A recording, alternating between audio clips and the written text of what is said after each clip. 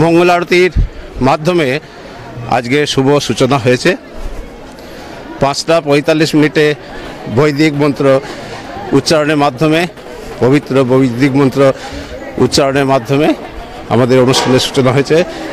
এতক্ষণ প্রভাত পেরি হলো, নৃত্য হলো, বুঝতেই পারছেন কথার মধ্যে দিয়ে প্রচুর আনন্দ।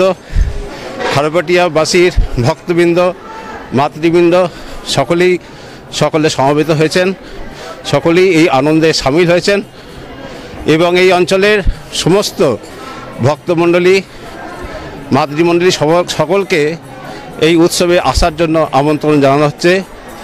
এই উৎসবে যোগদান করে সকলে আনন্দিত হন এবং আত্মীয় পরিবারবর্গ যে যেখানে আছে সকলকে খবর দিয়ে এই আনন্দে সামিল হন। নমস্কার।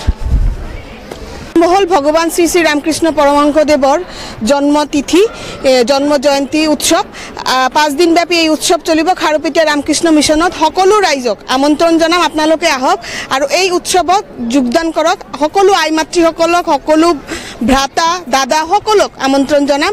আমাৰ খাৰুপেটীয়া ৰামকৃষ্ণ মিছনত আহক আৰু এই উৎসৱখন সাফল্যমণ্ডিত কৰক। ধন্যবাদ।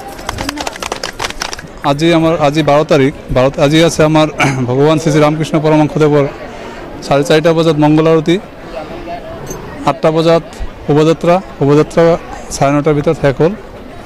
এতিয়া ভক্তবৃন্দৰ মাজত টিফিনৰ ব্যৱস্থা কৰা হৈছে। এতিয়া আমাৰ পূজা আৰম্ভ হ'ব। হোম অঞ্জলি আদি সম্পূৰ্ণ হোৱাৰ পিছত ভক্তসকলৰ মাজত বেলা 1টা বজাৰ পৰা প্ৰসাদ বিতৰণ হ'ব। আকৌ সন্ধিয়া 6 বজাত সন্ধ্যা আৰতি, আকৌ 7 বজাৰ পৰা বাউল সংগীত অনুষ্ঠান হ'ব। অহাকালি আকৌ কীৰ্তন, নেক্সট দিনা আকৌ বাউল সংগীত, এনেকুৱা গোটেই 5 দিনব্যাপী অনুষ্ঠান আমাৰ চলি থাকিব।